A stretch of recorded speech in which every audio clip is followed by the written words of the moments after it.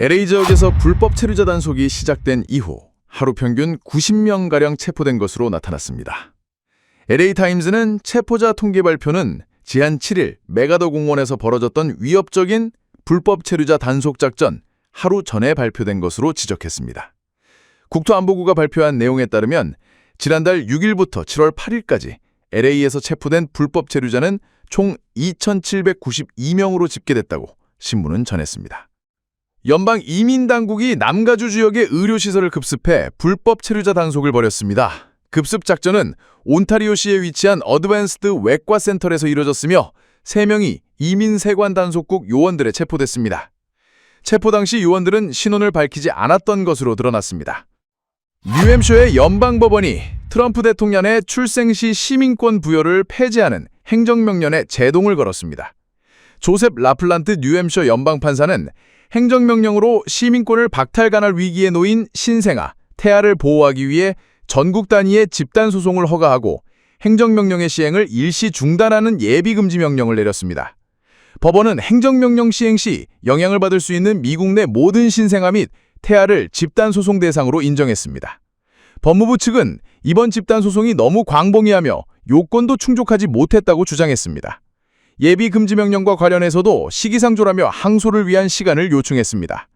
이번 판결로 시민권 제한 행정명령은 27일 시행 예정이었으나 불가능해졌고 항소 여부와 법원 판단에 따라 법적 공방이 이어질 전망입니다.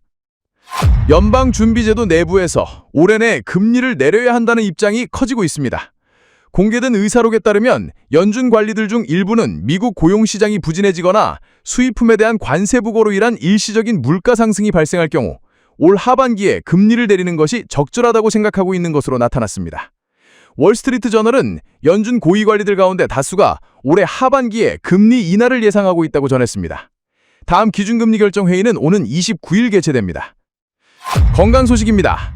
여성이 남성보다 알츠하이머병에 걸릴 확률이 2배가량 많다는 연구 결과가 나왔습니다. 영국 언론은 미국 알츠하이머 협회의 발표 내용을 인용해 알츠하이머 등 치매로 사망하는 미국 노년층은 3명 중 1명꼴이며 환자의 약 3분의 2가 여성이라고 보도했습니다. 연구진은 이유의 핵심은 남성과 다른 염색체 구조와 완경 때문이라고 설명했습니다. 특히 여성은 50대에 접어들며 폐경을 겪게 되는데 이 과정에서 호르몬 분비의 변화가 뇌 기능에 영향을 미치고 그 변화가 인지 기능 저하와 연관이 있다는 설명입니다.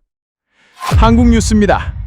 순직 해병 특검이 이른바 VIP 경로설 등의 의혹을 밝히기 위해서 이종섭 전 국방부 장관 자택과 국방부, 국가안보실까지 전방위 압수수색을 벌였습니다. 윤석열 전 대통령의 참모들도 특검 강제수사 대상에 포함됐습니다.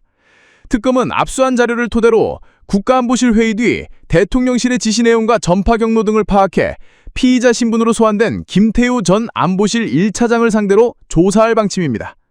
구속영장 발부 소식에 민주당을 사필규정이라고 했고 국민의힘은 송구하다며 고개를 숙였습니다.